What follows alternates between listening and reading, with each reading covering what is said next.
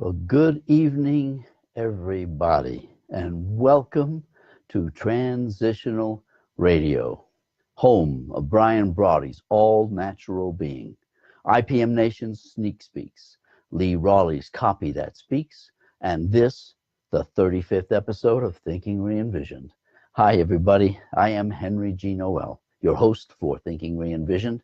We are here to make you think. Here to make you question. And here to make you question everything. We are broadcasting live this evening from our uplink studio in beautiful Cuenca, Ecuador, on IPMNation.com and Thinking Re-envisioned's Facebook and YouTube pages. I wish to thank all of our listeners from around the whole globe for listening to us live on radio, and those listening to us on our broadcasts, our rebroadcasts, and you, our fly-on-the-wall video listeners, for taking the time to tune in. I'd also like to thank our good friends at Wirecast for making it possible for us to actually be broadcasting live and globally. To all of our listeners who wish to be participating in this show, email me at henry@henrygnoel.com. It is my desire to present a show where everyone can be as actively involved as they wish. Now, we trust you have had an enjoyable Tuesday thus far, and I do hope that that continues. I wish to thank you for joining me this Tuesday evening. Tonight, I'd like to discuss what it means to mortal up. You know, we hear Brian talk about mortaling up all the time, every evening. And I thought it might be just beneficial for us to delve into what it takes to mortal up.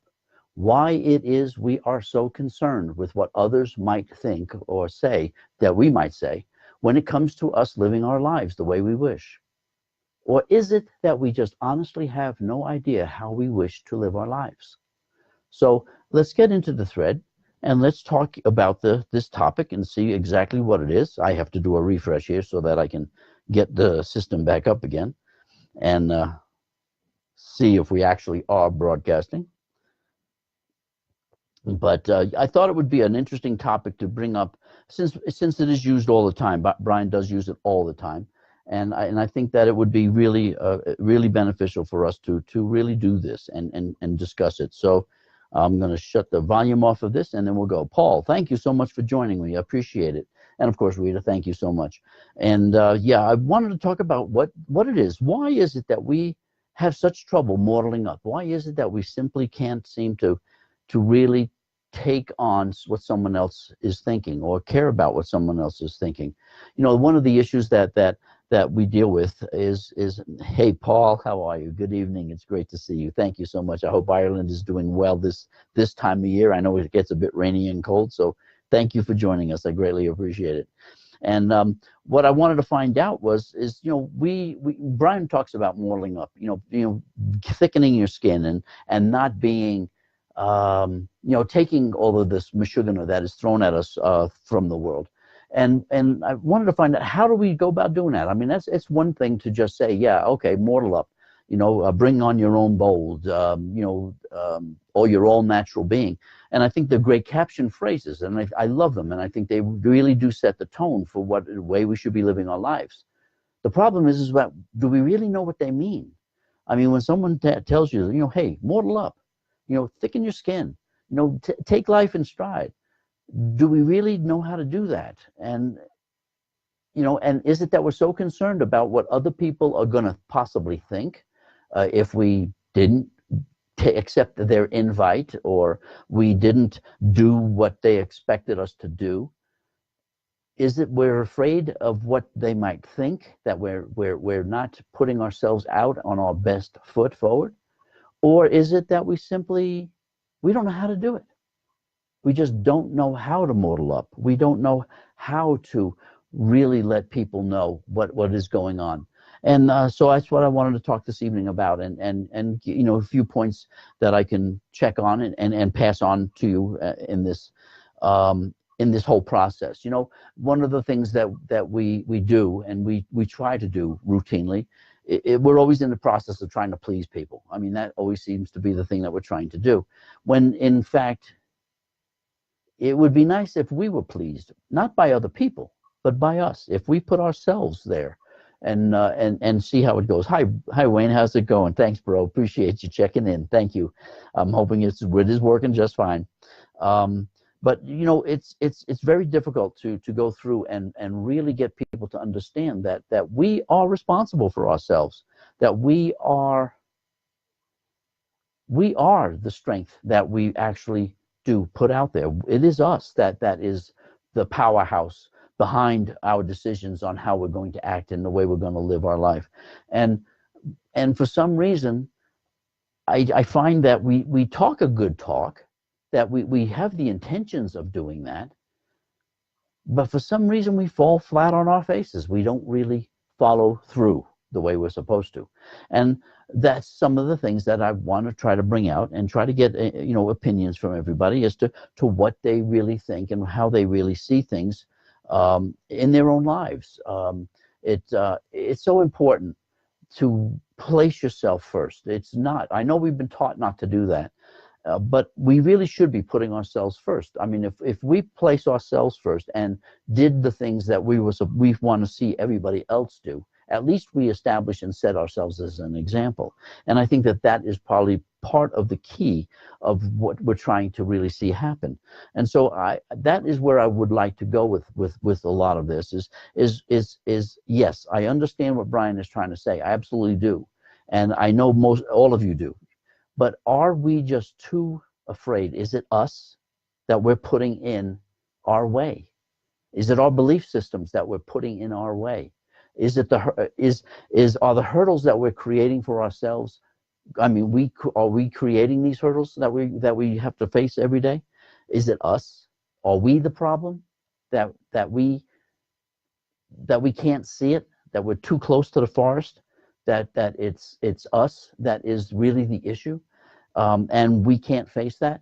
Rita had posted this morning a quote from someone that I don't really know who the quote is from, but the quote was, "The sky is the limit."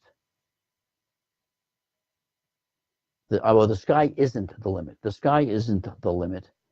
Your belief systems are, and I found that kind of profound. It really does lay things out. We have really been, yeah, there you are. Thank you. You took the words right out of my mouth there. Thank you, Rita. We have been programmed to care what others think. It actually doesn't matter, because we have to be happy because we are doing what we want. I don't think that it is being selfish, because if we are happy, then we will make others happy. Absolutely right, sweetie. I absolutely agree with you. And I think that's what it's all about. We have that happiness inside. I've mentioned this many, many, many times. The happiness is in here. We've covered it with so much garbage and unhappiness that we've lost sight of the fact that we have it, and we keep going outside of ourselves to find it, when in fact it's already here. All we have to do is strip away all the stuff that makes us unhappy. You know, if going to a meeting, if doing a job, if going to a church or going to a group or with people, with friends, isn't making you happy, then why are you doing it?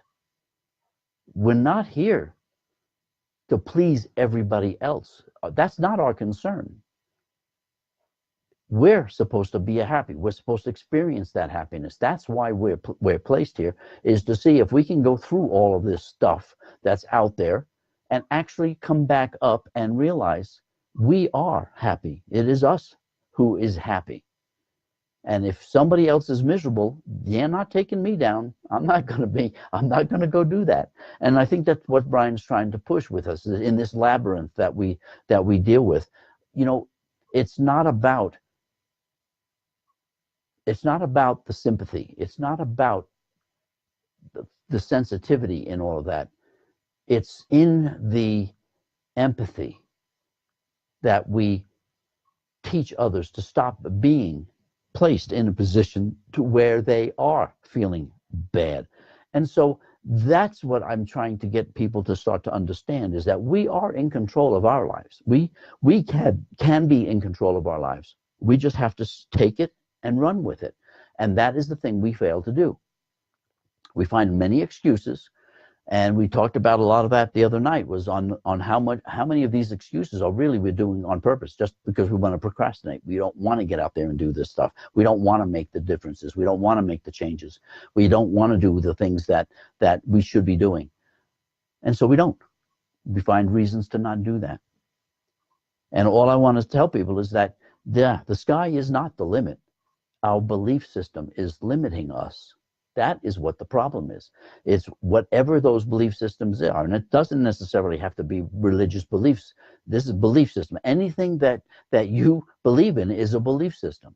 And so if you believe in climate control, climate change, and then it's a belief system. You know, you believe in currency, then that's a belief system. You believe in the stock market, that's a belief system. You know, everything that we believe in, those are belief systems, and that is what we have to really be serious about. What we really have to take stock in. Oh, hi Jenny, how are you? Well, good evening, welcome. Thank you for joining. I really appreciate it. Thank you. We're talking just talking about how we're trying to define and get into what Brian means by when he talks about mortaling up, and why is it we have this aversion to trusting ourselves enough to get out there and really follow through and do what needs to be done. You know, on how do we get the point across that it's not what someone else thinks that's important. We're not here to please someone else. We're here to be happy. We're here to please ourselves. You know, we have a family. You know, these are the people that are important. What someone thinks about, you know, what I'm going to say, or thinks about, you know, if I'm going to worry about that and worry about the things that people are going to put together on it, you know, I'll never talk. That's it. I'll be shut down and be quiet, crawl in my little corner, and every little word that someone says to me is going to hurt my feelings, and I'm going to sit there and cry and be all upset. And that's not what life is about. And so we do this to ourselves, and part of that, this whole question about what really is, how do we mortal up? How do we bring this out? A large part of that, I think, is we simply are afraid to. We just don't want to do it. We've chosen to excuse everything else and blame everyone else when it's actually us, that we simply don't want to live that life. We don't want to bring on the bold. We know we don't want to mortal up. We don't want to have thick skin. We like being beaten up, and I think a large part of that happens to us. Paul says, I totally agree. I know how I find it's very difficult to unprogram some of these beliefs in myself, and I know I am limiting myself. It is very difficult to break that sometimes, you know. And Paul, it really is. And I mean, I've literally have made statements to it. I mean, I literally had to go to hell and back in order to understand what it is to live this life, live in this body, to function in this what we call reality. Rita says, making ourselves happy doesn't mean we ignore others. If we are happy and we want to serve others, because that is what love is, and that is exactly right. I mean, that is the whole point. It's to do it because this is something we love to do, that this is what we want to do as part of our character. This is what we want to do, is to help others. And I think that's wonderful. It's when we go and help others because we've been made to feel guilty about going and doing that, or we believe we have placed that guilt on ourselves, and therefore we don't get out and help others. This is the situation. We have to understand the intention behind the actions that we're trying to do. If they are because this is what makes us happy, absolutely go for it, because I think that's what's really it's all about. But if we are placing the limitations on ourselves, our own intentions are being limited based on ourselves, our programming, or our raisings, or our learnings, the belief systems that we have, then we are doing ourselves a major disjustice and a total injustice, because that's not what we're here for. That's not what our purpose is. And we have to stay the course. We have to really understand who we are. I mean, how do you bring on your own bold if you don't even have a clue who you really are? How can you identify the happiness inside of you if you're not going to take the effort to strip away the unhappiness to find out where it is? Rita says, if if you were doing something for recognition, it is all about, that's all the wrong reasons. Absolutely. And that's why the anonymous stuff is, I admire those that do things anonymously, because they're not in it for the recognition. And none of us really want to do that. We want to help. We want to be the example. We want to set the stage for other people. We don't want to have the guilt. We don't want to have the fear. We don't want to have the hate and the discrimination. We don't want any of that in our system. That's not what we are about. Many of us are, I guess, but we don't. That's not what I want to see done. That's not what the listeners here don't want to see done. They want to function without all of that. But the problem, the hard part is how do you eliminate all that? We have been pounded into us, and it is daily. It's pounded into us on how this country is jeopardizing your freedom, or how this religion is defeating you and is their sole purpose is to annihilate you. We cannot go through life with living in fear, but yet our governments and religious institutions, the news, places, corporations place us in that position of knowing nothing more than fear, constant state of fear. Everything is a constant state of fear. Joseph, welcome. It is great to see your icon. I have missed seeing your name show up. Thank you so much. Happy New Year to you and to Mary. Thank you so much for joining us. I really appreciate it. And again, Happy New Year. I'm hoping you had a wonderful holiday. And so, yeah, what we're just trying to discuss exactly what does Brian mean by mortaling up. Diego, welcome. It is great to see you. Thank you for joining us, and Happy New Year to you. Probably get to see you on Thursday, I hope. So that's good. Thank you for joining us. Yeah, we're discussing what it is to mortal up. When Brian uses the term mortal up, what does it mean? And why do we find it so hard to do? And is it really just simply a concern, a fear of what we believe someone might think of us or think about us if we were to express ourselves? Or is it us that we simply are afraid or to understand and live our life the way we want to live it? Not because of what someone else might think, but we simply just are afraid to do it. And so it's getting to the bottom of it and defining what it is to mortal up, to bring on your own bold. I mean, I love his captions. I love when he goes on to rant about those things, because it is so important to us to understand what we are doing to ourselves by not mortaling up, by letting what someone else thinks and says hurt our feelings. Sticks and stones, break your bones, but words would never hurt me. That is it's an important construct for us to really live our lives within. Why do we worry about that? And why do we let people hurt our feelings? You can't go through life with hurt feelings. That's just it. That's where the guilt starts to come in, and that's what we're trying to avoid. Maria, thank you so much for joining. Brian, welcome. Thank you. It's wonderful to see that icon popped up. We're talking about your slogans tonight, Brian. I mean, actually, I wanted to discuss what it is for people. What do you mean by mortal up? And I'm going to go right to the horse's mouth here and say, so when you say mortal up, bring on your own bold. You're talking about people standing up for themselves, having the thick skins, not letting the things bother them. And what I was wanting to find out is, so why is it that we find it so difficult to do? Why is it? Is it the fear of what someone is going to think about us or is going to say about us? Or is it simply an internal fear of our own that we just don't want to live our own lives? We rather be told what to do, or what is the case with it? But to mortal up is the most important thing we can do in our lives, is to stand firm, stand our grounds. It doesn't mean we have to fisticuff every day and fight our way through stuff. But what does mean that we have to not be so sensitive that good morning hurts our feelings. And this is what we're trying to talk about and trying to go through. So your input would be fabulous, because you're the one that created these slogans and lived that life. And you're a prime example of it, of what it is to be mortal up and to bring on your own bold. So, I think that would be, it's just it just is so important, I think, for people to understand this is a brand new year. We're starting 2019, and it's supposed to be a year of major changes when you deal with the astrologists and all of the things that have been prognosticated here to us. That is going to be happening this year. There's a lot of change, a lot of internal change within all of us. Well, that means we have to mortal up. I mean, we have to start standing firm. We have to start thickening our skins. We have to stop being hurt, having our feelings hurt. We have to stand firm. And I think that that's really what's important.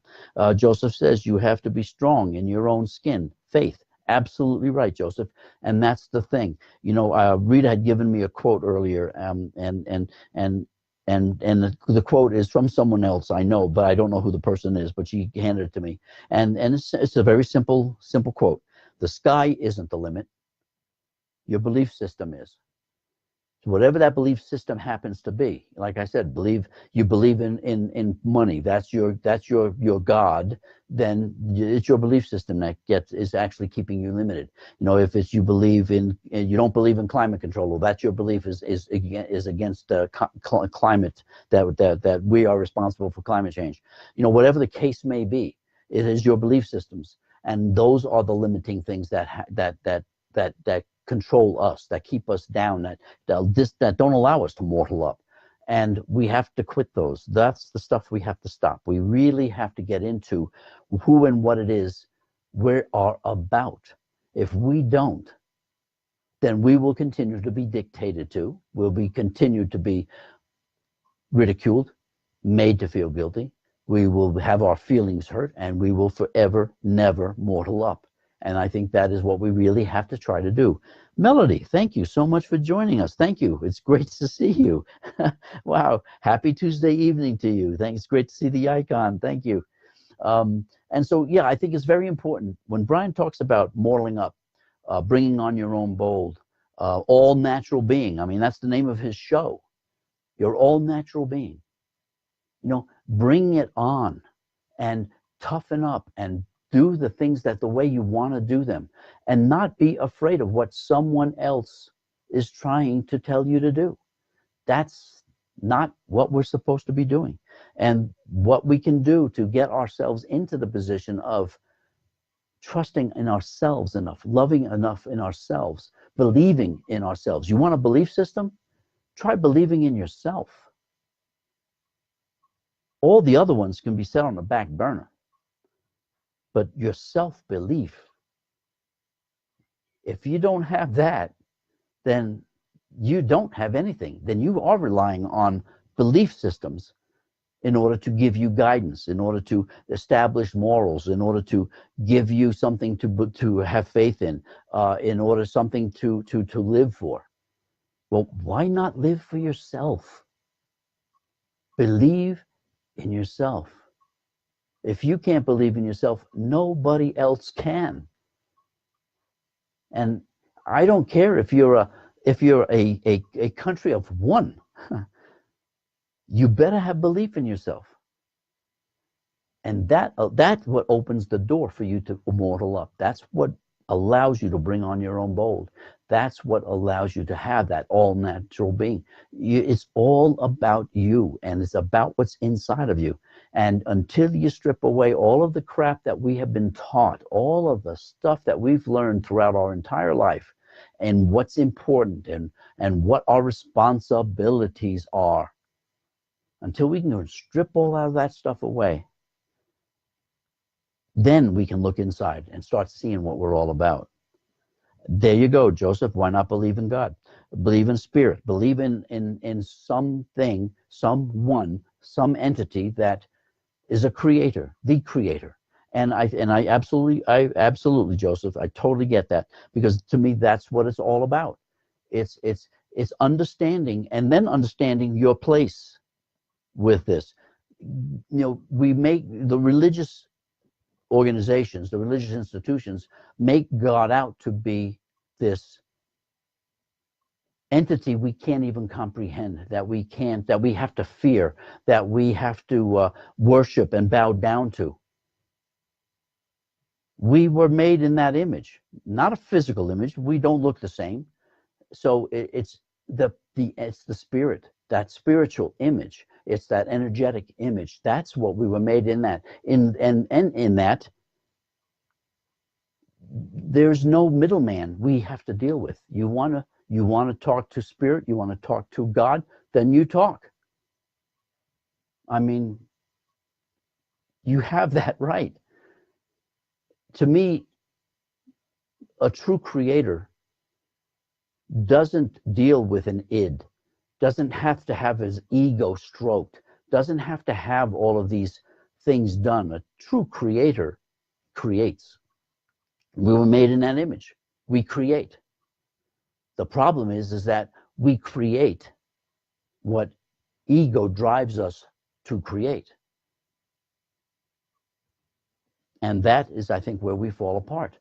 I mean, you go into, I mean, I was raised in a Catholic church, and that was my whole emphasis that was taught to me was this worship. And that's a human characteristic. That's a human need to be worshipped. Look at the celebrities. This is a human aspiring is to be worshipped. I would think that an all supreme being would be way beyond all of that. Wouldn't need that. That you want to talk, you talk. That it's within us. We are it. We are the I am. We are it. Maria says, what defines what you need to change in your life and what you keep, though? What standard do you use? You know, thank you, Maria. I thank you for that question, because I think that this really is an important one. And I'm sorry we're down to we got about 4 minutes. And I would love to carry this over again tomorrow if we could. We think that we get our morals from, let's say, from scripture or from a religious institution. I mean, like I said, I was raised Catholic. I don't know of one religion, one church that has caused more deaths and destruction throughout history than the Catholic Church. Sorry, I was raised a Catholic, but I know history, and I cannot. And they did it in the name of God, the Crusades. I mean, I'm sorry, I don't get that. And so, if we're going to establish the religion as our moral standard, I think we need to relook at that, because I don't think that was very moral. And I think justifying pedophilia within the church and burying it so that the public doesn't know what's happening, that's not moral. So if you're looking at a religious institution for morals, you're not going to get them there. That is not where morals exist at all. Believe me, that's not where they exist. But you trust in you. You know, we have all of the stuff. We have all of the knowledge. All of the wisdom was given to us right at that spark when we were created. And we have been taught to cover it all up and ignore it. We have the guidance, Maria. We do have that. We know what's right. We know what we're supposed to do. Because right and wrong are perceptions. And our perceptions are based on our 5 senses that are so limiting. But we call that reality, and everything outside of that is illusion to us. So we do know how to live our lives and to establish our standard as to how we're going to live it. And that is where what my point is that that's how we bring on our own bold. It's not what someone else tells us. It's how we live that, how we do that. And we're not going to get that externally. We're going to get that internally. I use that example of headhunters. You know, we think that killing is immoral, yet headhunters, they did that. That was their way of life. I mean, they absorbed the spirit of their enemy that way. But we see that as barbaric, and it's horrible.